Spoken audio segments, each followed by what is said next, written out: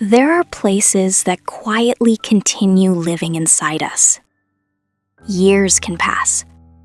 Cities change. People change. Yet one ordinary road can still feel closer than yesterday. I didn't understand why. Until this poem found a place for my feelings. Before every painting in Quiet Within, there is a poem. Not written to explain the painting, but to discover it. Sometimes, through these poems, I understand the unspoken feelings long before I understand how to paint them. This was the poem that became the painting, Somewhere Down the Lane. I hope you'll listen, not just for the story, but for the line that quietly chooses you. Somewhere Down the Lane.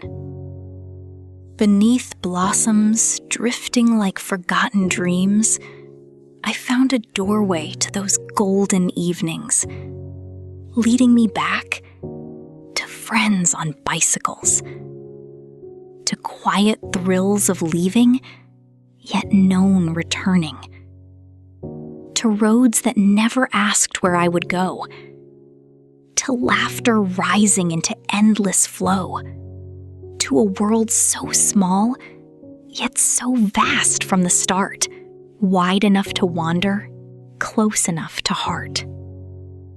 Now older and wiser, I belong everywhere, yet somehow feel like I belong nowhere.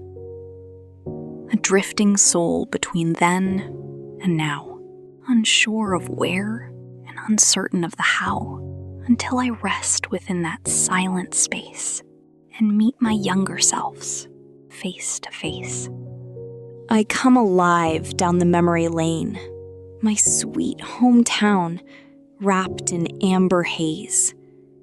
Untouched by distance and left by time, the memory of innocence now fades behind. A place that knew, before I could see, it never really left. It waited there for me. When I first wrote these words, I believed they were about a place. But while painting, I slowly realized they were never asking me to remember a road. They were asking me to remember myself. Perhaps that is what nostalgia has been trying to do all along. This poem became the first painting in my series, Quiet Within. Every chapter begins with a different question. Every painting begins with a poem. If quiet stories like this stay with you, I hope you'll join me for the next chapter. Because the next poem asks a completely different question.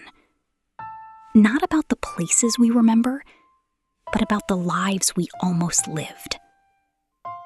Until then, thank you for listening.